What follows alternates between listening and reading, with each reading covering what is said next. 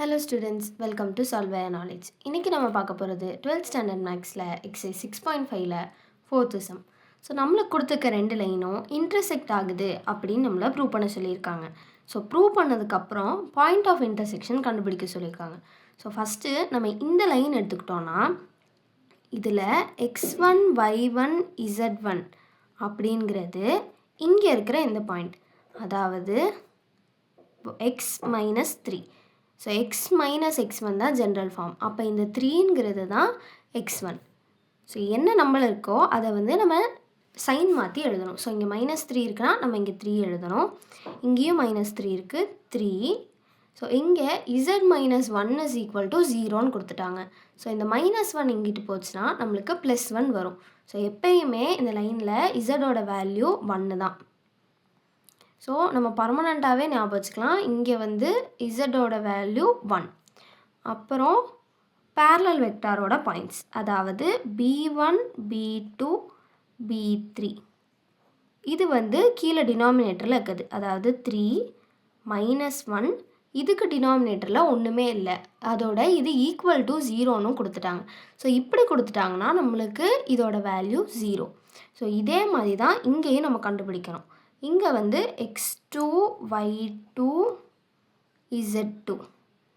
x2ஓட value என்ன? 6. y2 y இங்கே இருக்குது, y minus 2 is equal to 0. அப்படின்னா பர்மனண்ட்டாக yயோட வேல்யூ என்ன?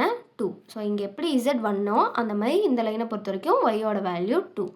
ஸோ 6 2 இதில் 1. அப்புறம் இதோட பேரலல் வெக்டாரை d1 d2 d3 அப்படின்னு எடுத்துக்கலாம். ஸோ இதோட பேரலல் வெக்டார் என்ன? 2 3. அப்புறம் இதுக்கு 0, சாரி 2 0 3, ஏன்னா yக்கு தான் நம்மளுக்கு கிடையாது. ஸோ இது 2, இது 0, இது 3. ஸோ இந்த லைன்லாம் நம்மளுக்கு இன்டர்செக்ட் ஆகுதா அப்படின்னு பார்க்குறக்கு என்ன பண்ணணும்னா x2 minus x1 y2 minus y1 z2 minus z1, b1 b2 b3, d1 d2 d3. நம்ம ஸ்கியூ லைன்ஸ்க்கு ப்ரூவ் பண்ண மாதிரி நம்ம இதுக்கும் டிட்டர்மினன்ட் எடுக்கணும். ஆனால் ஸ்கியூ லைன்ஸ்க்கு நம்ம நாட் ஈக்குவல் டு 0ன்னு ப்ரூவ் பண்ணணும். இதுக்கு ஈக்குவல் டு 0 அப்படின்னு ப்ரூவ் பண்ணணும். இதுதான் கண்டிஷன் ஃபார் இன்டர்செக்ஷன். ஸோ ஒருவேளை இது ப்ரூவ் ஆச்சுன்னா இது இன்டர்செக்டிங் லைன்ஸ் அப்படின்னு நம்ம சொல்லிக்கலாம். ஸோ இதில் வேல்யூ சப்ஸ்டியூட் பண்ணி நம்மளுக்கு 0 வருதா அப்படின்னு பார்க்கலாம். So first x2 minus x1, அதாவது 6 minus 3, y2 minus y1 2 minus 3, அடுத்து z2 மைனஸ் z1, அதாவது 1 மைனஸ் 1. அடுத்து b1 b2 b3, அதாவது 3 minus 1 0, d1 d2 d3 2 0 3. So இதை நான் இது மட்டும் பண்ணி எழுதுனா நம்மளுக்கு இங்கே 3 3 2, இது -1 -1 0, இங்கே நம்மளுக்கு 0 0 3 அப்படின்னு வருது. ஸோ இது டிட்டர்மினண்ட்டை நம்ம எக்ஸ்பேண்ட் பண்ணால் நம்மளுக்கு 0 தான் வரும். ஏன்னா நம்மளுக்கு 2 ரோ ஐடென்டிக்கலாக இருக்குது. எப்போ நம்மளுக்கு டிட்டர்மினண்ட்டில் 2 ரோ ஐடென்டிக்கலாக இருக்கோ அதை எக்ஸ்பேண்ட் பண்ணால் நம்மளுக்கு 0 தான் வரும். ஸோ நம்ம டேரெக்டாக 0 எழுதிக்கலாம். ஸோ நம்மளுக்கு இது ரெண்டும் இன்டர்செக்டிங் லைன்ஸ் தான், ஏன்னா கொடுத்துருக்க கண்டிஷனை இது ப்ரூவ் பண்ணுது. So this implies they are intersecting.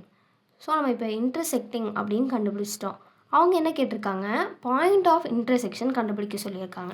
So ஸ்டார்டிங்லேயே நம்ம சொன்ன மாதிரி இந்த லைனில் ஃபுல்லாக இசடோட வேல்யூ 1 தான். அதே மாதிரி இந்த லைனில் ஃபுல்லாகவே yயோட வேல்யூ 2 தான். அப்போ பாயிண்ட் ஆஃப் இன்டர்செக்ஷன்லையுமே yயோட வேல்யூ 2ஆகவும் இசடோட வேல்யூ 1ஆகவும் இருக்கும். நம்ம எக்ஸோட வேல்யூ என்ன அப்படின்னு கண்டுபிடிச்சா போதும். ஸோ இதுக்கு நான் ஃபர்ஸ்ட் ஈக்குவேஷன், அதாவது அவங்க ஃபஸ்ட்டு கொடுத்துருக்க x minus 3/3 equal to y minus 3/-1 இதை எடுத்துக்கிறேன். ஸோ இதில் நம்மளுக்கு yயோட வேல்யூ தெரியும், அதனால் இதில் yயோட வேல்யூ சப்ஸ்டியூட் பண்ணால் நம்மளுக்கு எக்ஸோடது கிடச்சிரும். அதாவது yயோட வேல்யூ என்ன? 2 மைனஸ் 3/-1, அதாவது -1/-1 தட் இஸ் ஈக்குவல் டு 1. அப்போ டோட்டலாக எக்ஸ் மைனஸ் 3/3யோட வேல்யூ என்னவாக இருக்கணும், 1ஆக இருக்கணும். அப்போ X minus 3 is equal to 3 1s are 3. So இந்த -3 இங்கிட்டு வந்தால் +3 ஆகும். ஸோ 3 + 3 எக்ஸோட வேல்யூ 6. ஸோ நம்மளுக்கு இப்போ பாயிண்ட் ஆஃப் இன்டர்செக்ஷனில் எக்ஸ் ஒய் இசட், அதாவது எக்ஸோட வேல்யூ என்ன 6, ஒய் வந்து 2, இசட் வந்து 1. ஸோ இதுதான் கொஸ்டினில் கேட்டிருக்க பாயிண்ட் ஆஃப் இன்டர்செக்ஷன்.